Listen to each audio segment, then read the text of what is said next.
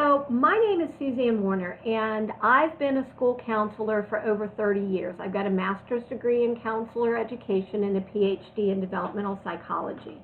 And so I've worked in elementary schools all the way up through high school as a school counselor. And for about the past 5 years, I've had the honor and the privilege of working with Lauren's kids. I've worked with them on curriculum development and on training information, on parent resources. So through Lauren's kids, Safer, Smarter Schools, there's been the development of Safer, Smarter Kids curriculum and the Safer, Smarter Teens safety curriculum. We've worked on mental health resources, human trafficking resources, and resources for families, including family activity packs and blueprints for safety. I've worked with training of educators, parents, community members, and of course my favorite thing has been delivering the curriculum directly to students within our school system. And today we want to talk about parenting in this world of COVID-19 and the new parent information that is available through Lauren's kids. The one thing I've learned in working with Lauren over the past few years is that she sees a need and then she quickly moves to fill that need. So when she realized that our parents were dealing with a new reality, she realized that we needed to develop resources that would address parents' diverse social, emotional, and mental health needs that they and their families are facing right now. So, we're all experiencing so many thoughts and feelings and emotions, and there are just so many things that are out of our control right now. And today I hope you're going to get some information, some little nuggets and things that you can take with you to help you to start to regain control and to help your children feel like they're regaining control of their world too.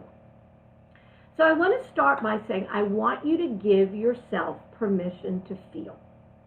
I think so often we think that as the adults we need to just keep it all together and be tough and not show any emotions and just, put on the brave face and move forward. But in reality, we have emotions and it is okay to feel. Now we want to make sure that we're handling those emotions in a positive and productive way. And those are some of the things that we're going to be talking about today. When I think back at the beginning of March, I remember distinctly being in school and we were talking about what this was going to look like in our school and what we needed to be doing. And we started, thinking about things. And next thing we knew, a week later, school was closed. And it was going to close for 2 weeks. And one of those weeks was going to be spring break. And during that time, they were going to clean the school up and we were going to be ready to come back. And then at the end of spring break, we heard, nope, we're extending it another 2 weeks. And then soon we got the notice that we weren't going to be going back in the building. And in early March, we were getting up and we were buying our favorite coffee on the way to work and going to the gym and meeting friends for dinner, and our kids were going to practice or engaging in social activities, clubs, organizations. And suddenly, that reality, that world that we knew about, that world that we could predict, suddenly wasn't there anymore. And we don't have a background knowledge that we can draw on to help us understand what to expect in the future. And that's very difficult for all of us, because one day we had this predictable world, and then the next day we suddenly were told you need to work from home, or maybe you got furloughed and you were dealing with economic issues. You were trying to teach your children at home and be the motivational speaker and the cheerleader to keep them going and their coach if they want to go out and practice or whatever it might be. Suddenly, parents were wearing hats that they hadn't had to wear before. And suddenly, we were finding ourselves at home 24 hours a day, 7 days a week, all together. This was a lot of togetherness. Typically, families, we weren't spending this much time together because we were getting up and going to work, going to school, going to practice, going to games, going here, going there. But we weren't together 24/7. And all of this created a formula for stress on a level that was unprecedented.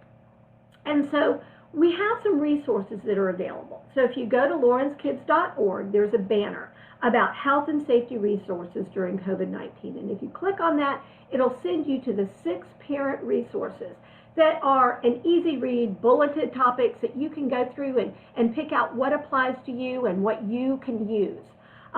Talking to your kids about COVID-19 is the title of one, Creating Your New Normal. Parents, don't forget to take care of yourself. Caring reassurance, which we're going to talk about today. Everyone needs to play, and grieving. So we're going to talk about the last 3 today, but they're all available for you in that resource. So as we get started, one of the things that parents started contacting me about is, how do I talk to my kids about this? What do I say? What don't I say? And as we are talking today, I wanted you to think about sort of 3 key things. One is communication. Communication is key to all of this. And feelings and emotions are okay, and looking for ways to regain control. So communication being key. We want to be open, we want to be honest, but again, we understand that the way that we're going to talk to our 5-year-old may be very different than how we're going to talk to our 15-year-old. So understanding the age of your child, the developmental level of your child, is going to help you determine how to take this information and apply it in your family. But especially with our little ones, we want to remind them that before COVID-19, people got sick. And people will get sick after COVID-19 isn't as big of an issue. But then when people get sick, what did we do? Well, we might rest, we might go to the doctor, we might get medication. And in some situations, if somebody gets really sick, what do? We may need to go to the hospital, because there are medical professionals who are there to help us and to help address those medical needs right now. And we're lucky that we have those doctors. And we're lucky that right now we have people working and researching and trying to find out new information every day about this virus and how to prevent it and how to treat it. We want to take some time right now, if you haven't already, to talk to your children about who the trusted adults are in their life. So one of the safety tools that we have with Lauren's Kids is having the trusted adults that are in your life who can hear and help when needed. Now, we know that sometimes mom, dad, grandma, whoever's watching the kids might be busy, might be doing something. So we understand that it doesn't necessarily mean that every second you can drop everything. So that's why we like to have multiple. We always say at least 3, but you may have more. Who are the trusted adults that when you need something are there to hear you and are there to help you? We like to have one person that's not in the immediate family, but under these circumstances that may be a little bit more of a challenge. But who do you reach out to? Who can you call or maybe conference with? So making sure that we have that network, our safety network of people who we trust, but who are there to help and to hear us. Part of gaining control, especially with children, is understanding. A big part of, I think, why COVID-19 seems very stressful and very overwhelming right now is because we don't necessarily know everything about it. So we can share the information that we do know, share the things that we can talk about. So kids might not understand what this COVID-19 is. So we might need to say, well, people, they get a fever, they might get a cough, they might have a hard time breathing. And most of the time, the doctor gives them a treatment plan or some medication, and they might have to rest. They might have to stay in bed. They might have to quarantine. Now, that's a big, scary word to a lot of our kids. Some of the little ones think that like you're put in a dungeon. They don't really understand what that means.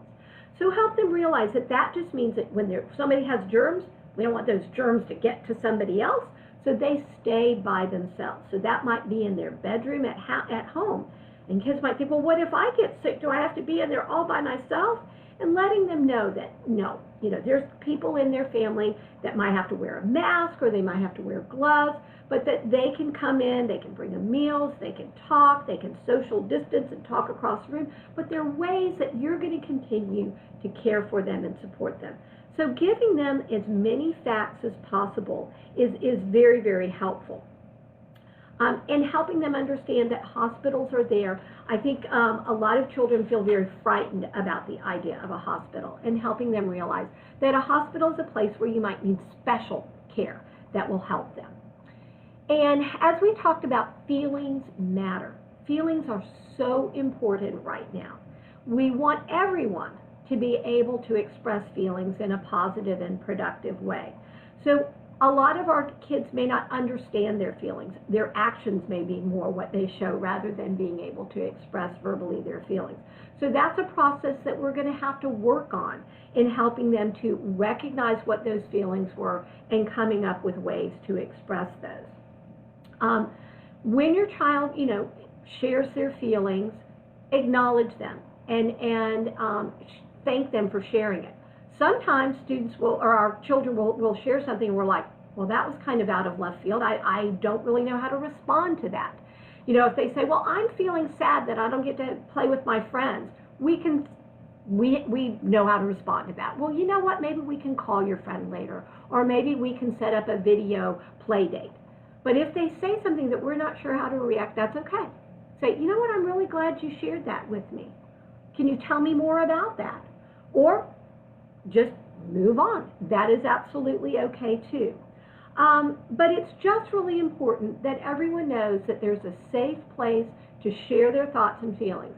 A lot of the fear and a lot of the anxiety with our children is coming from they have questions or they have concerns and they don't know how to express them, and they don't feel like they should be maybe bothering someone with them. So letting them know that it's absolutely okay. And respect that your child may ask the same question again and again and again. And if they ask it again and again and again, it's because they need to hear it. They need to hear that answer, and that is comforting to them. And that's something that is important to them. And also reminding them that this really isn't going to last forever. And that they're working on solutions and they're working on ways to handle this. And something that I find really helpful in working with feelings is coming up with a feelings gauge. So I just took, a half a paper plate and colored a third of it green, yellow, and red. And then I happen to have one of those little metal things that you can put an arrow so that you can move the feeling arrow that will correspond with your feelings. But if you don't have that, you can create one just like this, and your finger can become the gauge, and you can use that to show where you're feeling. But we want to help our children understand that when their feelings are in the green portion, that's when they're managing their feelings. So they may be angry, they may be upset, they may be frustrated, they may be sad, but they're handling those feelings, and those feelings are not interfering with their ability to be productive, to get along with everybody in their family and do what they need to do. When those feelings move into the yellow range, that's when they need some strategies to manage that. Some of the strategies we're going to work on today. It might be a breathing strategy. It might be taking a break. It might be making a phone call. It might be asking for help. But that is when they have the ability to access a strategy to help them with that. Now, when it moves into the red zone, that's when really they're not managing it. They're not utilizing strategies, and they may not be in a state of mind where they can do that. That's when they need to get help from that trusted adult to say, okay, let's get together, let's see what we can do to use those strategies so that we can move things back to that yellow zone and then eventually back into that green zone. So this is a visual. Kids, again, how do we gain control? Visuals, these tangibles, can be a way of helping them because feelings are so ambiguous. They're all kind of out there. So, I may not understand how upset you are, but when you tell me, well, it's in the red zone, that lets me know that we really need to address that and we need to take care of that.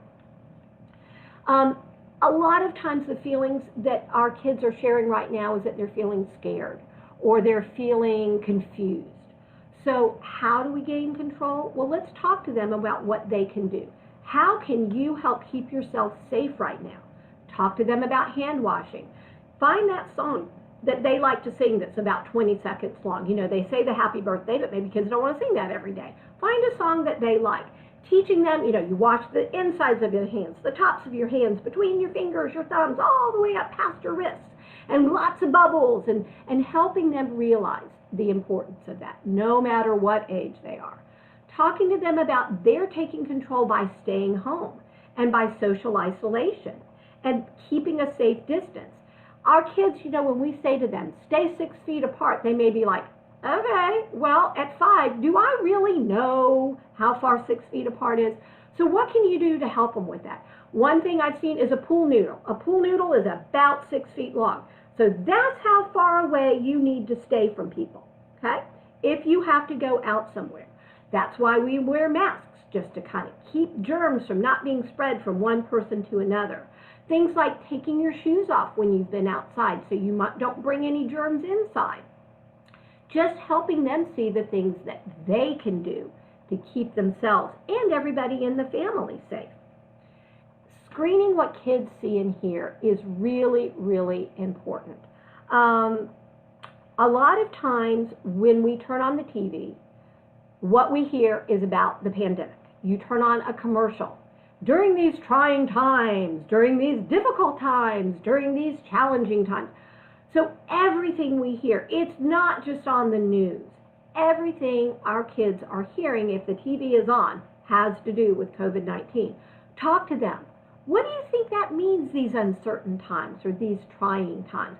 Well, trying times, we're all home. We're all trying to figure out school together. Help them understand what that vocabulary means. Also, being aware of what they hear the adults saying. Sometimes kids, I remember when I was an elementary counselor and kids would come and tell me some very interesting things. And I would contact the parents and say, they shared this with me today. Help me understand what's going on. And they'd be like, oh my gosh, they must have overheard a conversation I was having on the phone. No, that's not at all what I was talking about. So the child hears what an adult is saying. And what they hear is their reality. They don't hear anything else. So we want to be very careful about helping them understand what is reality and what, isn't. If you're having conversations with other adults, be very careful about what you say and how you say it. So what they're hearing, and you might have to do a check with them and say, well, what are you thinking about this? What is your understanding of this? So that helps you to see what they're picking up and what they're understanding about it. You can also, as an adult, set a really good example for your kids. Many of us are working from home, which is creating a unique set of challenges. And so thinking about, I just got this email and saying, you know what? I am so confused about this email. I just don't get it. I don't know what I'm supposed to do with this. You know what? I'm going to call my boss. I'm going to see if I can figure it out, and then I'll know what to do. So I don't just sit here and worry about it. You are setting an example that there was a situation, it resulted in feelings that you were having, and then you took action. So then when your child is feeling frustrated about their math or about their social studies or whatever it is, you can say, okay, so you're not sure what to do with that. What can you do? Help them gain some power. What can they do? Remember, your teacher's got office hours, or there are times a day when you can email your teacher. What do you think you should do about this? Okay, let's email the teacher and see if we can get an answer for what's going on here. Following routines is so important. And I got to tell you, right now I'm a high school counselor, and my high school students are not doing a very good job of following routines. I have weekly counseling, phone sessions with students. I will call them at 1, 2 in the afternoon, and I get this hello. And I'm like, oh, hey, are you asleep? Yeah. I'm like, okay, well, sit up, let's go. They've got their days and nights mixed up, which is creating additional anxiety and challenges, because oftentimes when they need help or they want to reach out to someone, it's the middle of the night, their teacher's not available. It's a little easier with our younger ones to, get up, have breakfast, have school time, have relaxation time, have some play time, get back to school. Parents, we're getting up, we're going to our offices at the dining room table or wherever it is. So trying to create and maintain those routines. Again, another way to keep that control. And taking time to relax. We don't do that enough. I think we kind of fall into bed at night and go, I'm just mentally and physically exhausted. So if we can take some little mini simple breaks for relaxation during the day, it can make a big difference. So I want to practice something. We're going to do this really, really quickly. So we all breathe, but we don't breathe in a way that triggers the relaxation parts of our brain. So that shallow breathing that we do is enough to keep us alive, but we know biologically that if we breathe in for about 3 seconds, breathing in fully, filling our lungs deeply and completely, and then pushing all the air out for about 5 seconds, like pushing everything out so that there's no air left in our lungs at all, that if we do that repeatedly, it triggers the calming portions of our brain, and it will help us to relax. So I want to practice that. Now, I always start with that deep cleansing inhale and exhale, and then we'll go into the what I call purposeful breathing, where we're going to inhale for 3 seconds and exhale for 5 seconds. Now, I can't breathe, count, and talk all at the same time, so I'm going to either signal you by counting or using my fingers to count if I'm explaining. So follow along with me. We're going to do this. We're going to do the cleansing breath, and then we're going to repeat this exercise 3 times. So I want you to start with that cleansing inhale and exhale. Okay, I want you to inhale, 1, 2, 3, and now exhale, 1, 2, 3, 4, 5, and inhale, filling your lungs completely till they're full, and push all the air out. Exhale, pushing every bit of air out of your lungs. And now last time, inhale, 1, 2, 3, and exhale, 1, 2, 3, 4, 5. And now resume breathing normally. Now, you can do that very purposefully by sitting down, feet on the floor, back against a chair, and find a focus spot or close your eyes. You can do it while you're taking a walk. You can do it while you're cooking dinner and you just need to regroup. Teaching children to do this is very important. Sometimes kids like some visual aids. They like to have some fun. So you might want to give them a tissue, and when they inhale and then exhale, and they blow the tissue. Little ones like to sometimes sit down on their, or lay down on their back and put their hands on their tummy and feel their tummy rise and lower with their inhale and exhale. So whatever works for you, but this is a quick and easy strategy for us and for our children. I like things in writing, so one of the strategies I like is a goal of the day. So this is just something quick that I made and printed it off of my computer. Yours doesn't have to look like this. It can be on a piece of paper. It can be on a scrap piece of paper. Your goal, your child's goal may be to read for 20 minutes. It may be to play without arguing for 10 minutes with their sibling. Yours may be to do a load of laundry or to cook a new recipe today. Whatever it is, set a goal. And at the end of the day, reflect on that goal. You may have achieved that goal, and you may not have, and that's absolutely okay. If you didn't achieve the goal, I say look at it and figure out what happened, what interfered, what got in the way. I did not cook a new recipe. I got the frozen chicken tenders out of the freezer and I put them in the oven, but you know what? I got creative and had some new dipping sauces. So we're just going to, continue. It shows me that our video has stopped right now. So I'm going to keep talking in hopes that you can continue to hear me, even if you can't see me. All right, well, I'm just going to keep going here. So another thing is to create a comfort list. So your child might write down their favorite toys, their favorite books, anything that they happen to like, their favorite food, their favorite TV shows, their favorite movies. And then when they're feeling stressed or they're feeling upset, they can come back to those. And Claire, if you hear me and if you think I should stop and start again, let me know. Oh, you can see me and hear me? Oh, well, it's just me. I can't see myself. Okay, good. Yeah, well, we'll keep going then. So you can create a comfort list. For some of our older kids, we like to create an action plan. so that they have their plan of action. So what am I going to do for school, for exercise, for play? How do I plan to handle my feelings? Again, those visual reminders that help us out. So that brings us to play. So when we think about play, I want you to just have fun. Whatever silly, fun things that just make you laugh and just escape for a few minutes. These can be structured things where you have a family dance party. Let the kids all pick the different music. I saw something really cute where they turned the lights out and they were wearing glow sticks. You know, just some fun, silly things. Playing I Spy or getting that board game off the shelf. Playing cards. Something that's just something that gives you a few minutes to do something. Playing balloon volleyball, you know, that's safe to do in the house, or a balloon pop where you fill up lots of balloons and then you stomp on them and you pop them and then you have a game to clean it up. Let's see who can clean up the most blue balloons or the most green balloons, whatever it might be. Just some things to have fun. Helping our children have fun together. Maybe it's a video play date.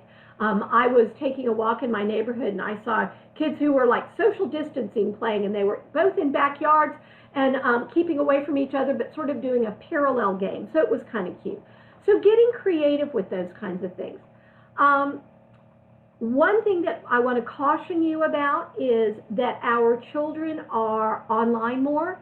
They are doing their lessons online. They're submitting things online. They're communicating online. And the FBI has warned us that with that, there is an increased risk to our children. Predators know they're online now. So as a result of that, we want to be very careful about monitoring what's happening. One of the safety tools with Safer Smarter Schools and Safer Smarter Families is PLAN. P-L-A-N. Permission, location, activity, names and numbers. And that is so vital. We want to know, get their permission before they go online. Where are they going? What are they going to be doing? And who are they going to be doing it with? So if I need to go online because I have a video classroom tutoring session right now, I'm going to be with my teacher and my other students. Great. If I'm going to go online and play a video game and it doesn't interact with other people, it's just me. Okay. If they're interacting with other people, you need to be very cautious and remind our kids again. I know we tell them and tell them and tell them, but predators pretend to be kids their age. They pretend to be all kinds of things.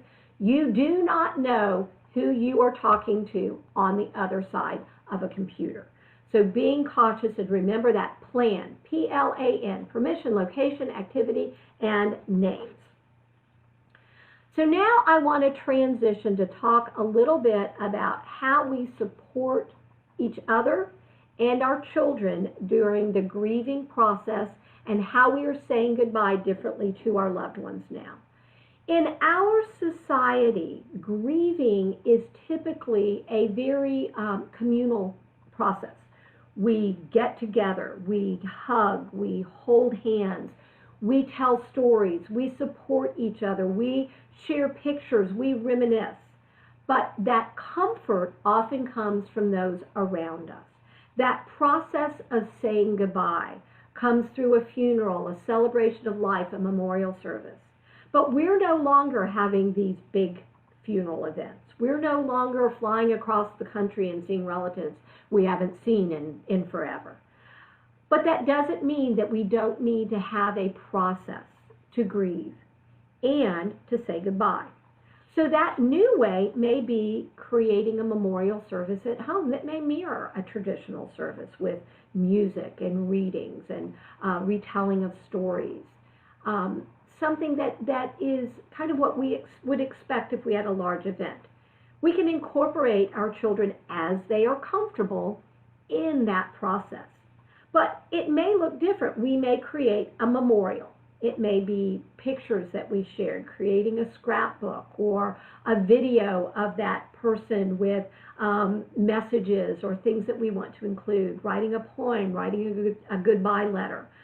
some way that our family and our children can grieve and say goodbye. And just like we were talking about the importance of feelings and how we are addressing feelings during COVID-19, how are we addressing feelings and thoughts and emotions during that grieving process? And again, giving our children the freedom to express those thoughts and feelings and emotions. And sometimes they may share something that, again, is unexpected. Acknowledging it, and sometimes we need to say, tell me more about that. You know, if they say, well, you know what, this makes me really happy. You may think, okay, well, that wasn't what I was expecting. Well, tell me more about that. And they may share, you know what, I know they're in a better place, they're not sick anymore, or whatever it might be. So giving them that opportunity to share. Children like information, and they may, at certain developmental stages, they want a lot of facts and lots of information, and they ask question and question and question, and they repeat those questions again and again. If they're repeating a question and asking it again, it isn't to annoy you. It is because they need to hear that again, and they need that information again, or they may need clarification again. So it is okay. As much as possible, try to include children. I know that there are times that adults have adult things that they need to deal with.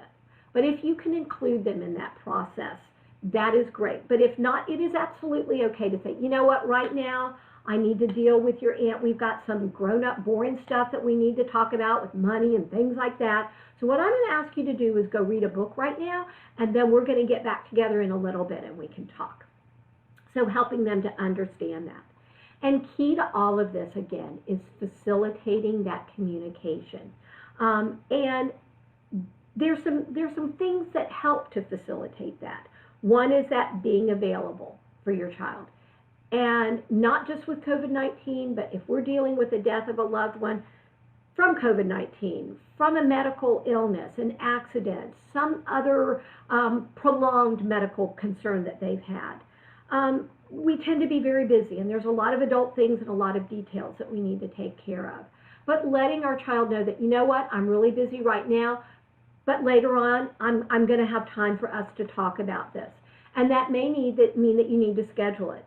Like, I've got some meetings, some things I need to do right now, but at 3:30, I have an appointment with you for us to sit down and talk, and that's okay.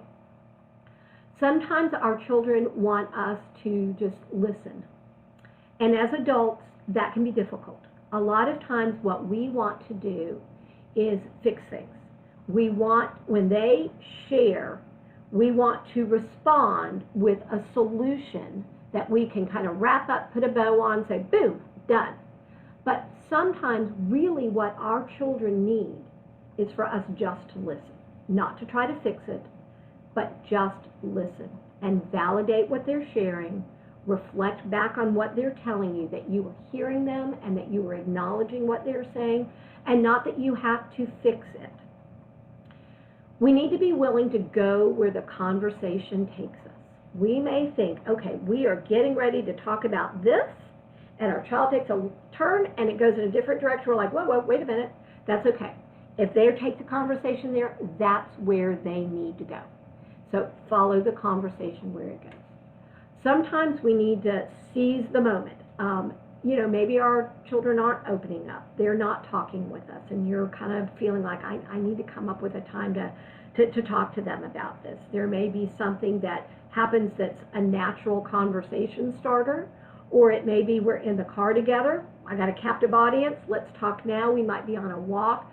We might be just sitting on the couch and just saying, you know what, I'm here for you. Is there something you want to tell me about, or anything you're worried about, or whatever it might be. Sometimes we need to create a designated spot to talk. What I call a conversation pit, that place where we can talk, and it might be a couch with a bunch of comfy pillows on it and some blankets. It might be that we put a blanket over some chairs and we create a conversation tent. Just whatever it might be, just thinking about what that is, and that's that free, safe space to talk. When we're talking about grieving, we know that developmentally there are some very different stages. And so one of the resources on grieving does have developmental stages. So we have 2 years and under, ages 2 to 5, 6 to 9, 10 to 12, 13 to 18. It's going to give you an indication of this is how my child is reacting, understands death, and this is how I can support them. Now, understanding this is a guide, and your child's going to fall somewhere in there, and they may kind of go back and forth from different grieving stages and processes, but just that's a good way of giving you some tangible information about that. So I have talked a lot, and so I would like to know if you have any questions that might be beneficial to you. I've got to look over here and see if I can scroll over to where the questions are and go forward. So my daughter is a kindergarten teacher. And one of the questions that she happened to be over visiting, and she got an email. She's like, Mom, you know, what would you say to this mom? And basically what the mother was saying is, there's just so much going on, and my daughter needs help with this, or she needs help with that, and I'm trying to work, and I'm trying to do all of this. I don't know what to do. I don't know what to say to her, because there are times that I just can't stop what I'm doing. So what I said was, let's create the IOU. Let's create and because my video is not working, I don't know if I'm holding this up where you can see it or not, but just an IOU. Now, I created this one. It's got a heart for like I need a hug, a face for I need some time to talk, or some books like I need help with schoolwork, or you could create one that's just plain, that just, you know, has IOU, or you could just scratch IOU on a piece of paper. But it's that tangible idea of, I know you have a need, and I am planning to get back to you to help you with that need. Like, I haven't forgotten, you know, you are valuable, you are important to me, but right at this moment, I'm on a really important conference call, or right now, if I step away and I'm not stirring this for dinner, it's going to burn. Whatever it might be, it's okay to give an IOU and try to get back to them about helping them out. So one of them, many people feel like everyone is on edge. There's just so much time together, you know, and that's true. We are all together. Like, I'm just at the end of my rope. Tensions are high around our house, and I've definitely heard that a lot too. And we need to schedule time to be alone, and we need to have opportunities for just some alone time. Now, depending on your home and how many people are there, that can look very different.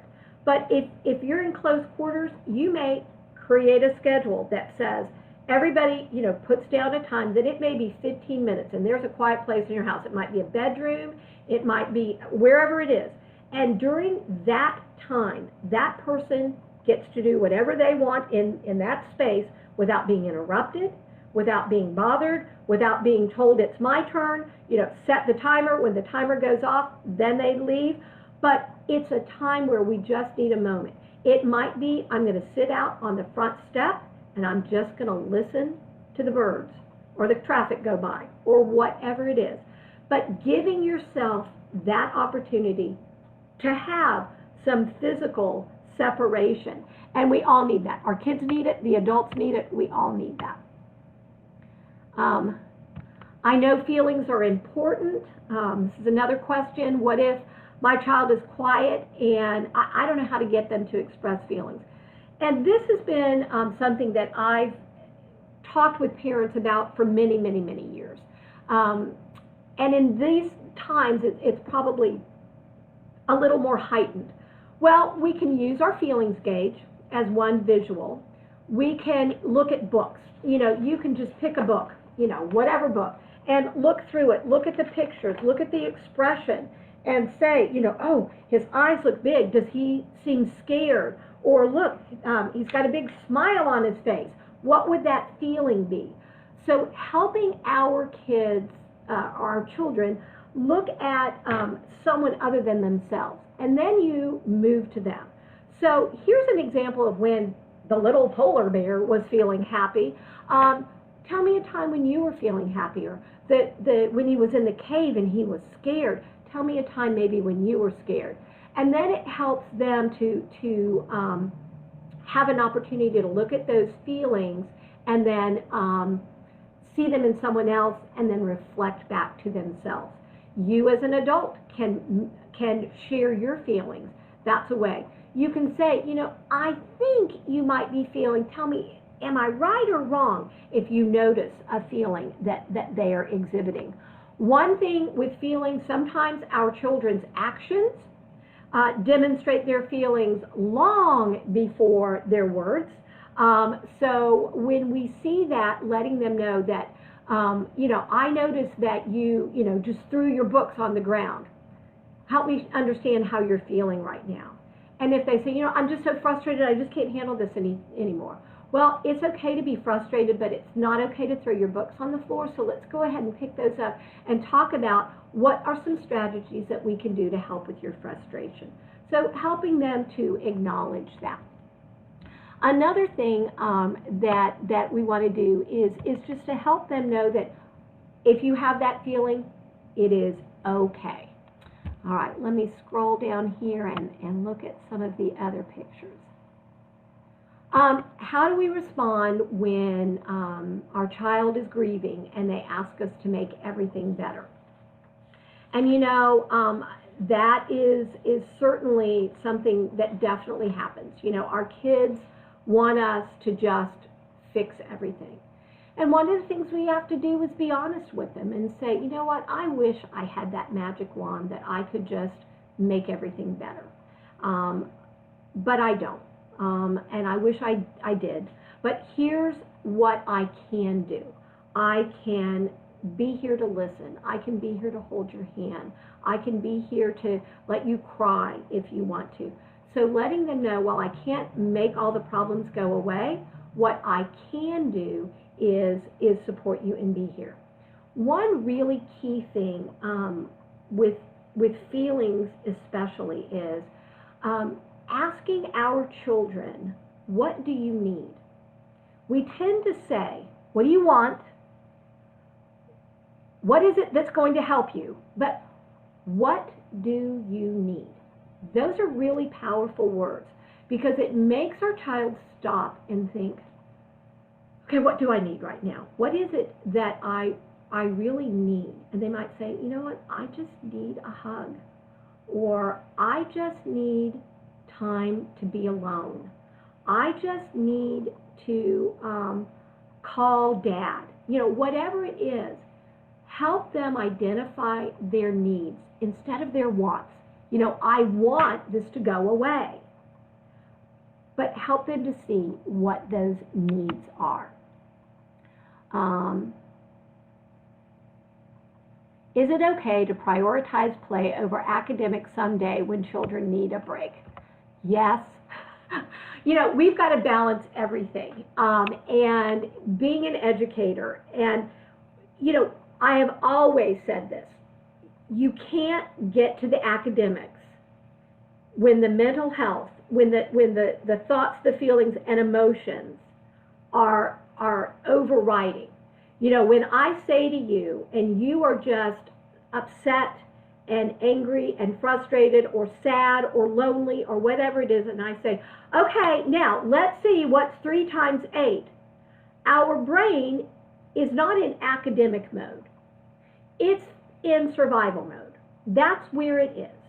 And so we have to address those social, emotional, mental health needs first. And if that means today, I need to just have some play. I just need to take a break from all of this. That is absolutely okay. And parents, give yourself permission to let that happen. I think we feel like we have this regimen. And, you know, I talked about routines earlier. Sometimes we need to make some adjustments to our routine or to our agenda of the day, and that is absolutely okay. Let's keep. So, you know, one of the other things that I was talking with some of the educators about is that they're also being very understanding about that. They realize that, you know, academically, in my class, this is what I need. But I know that that child and what they're dealing with, that may not be what they need. You know, I called a mom the other day and had a relatively quick question about her student and something, and it ended up being an hour-long conversation because that is what she needed. She needed me to listen to the fact that she is an essential worker with 4 children at home. She's working between 40 and 60 hours a week, and she's got a first grader, a 4th grader, a 6th grader, and an 11th grader. And they all have unique needs. They have one laptop, and she gets home from work, and she's trying to balance this. And she says, you know, I don't know what to do. There's some days I just can't get it all done. That's okay. That is absolutely all right. If you can't get it all done, you can't get it all done. That is fine. We don't have to accomplish everything. Remember my goal of the day when I talked to you about that? I didn't accomplish my goal of the day. I'm going to revisit it tomorrow, and that's absolutely fine. That's not a problem at all. So, all right, let's see if there's any other questions or thoughts.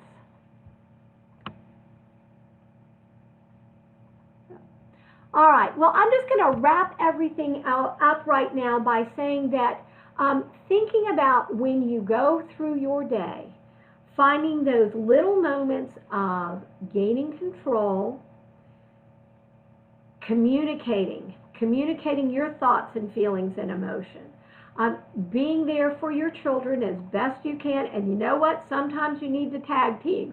Sometimes you need to maybe call in a friend and say, you know, can you talk to them? Or can you do this? Can you help me out with that? That is okay. Giving yourself permission to feel, and just knowing that, you know what, we're taking it step by step, and some days they are baby steps, and that is absolutely okay. I want to remind you to go to laurenskids.org and download the family resources and information and pull that information that is applicable to you and your world.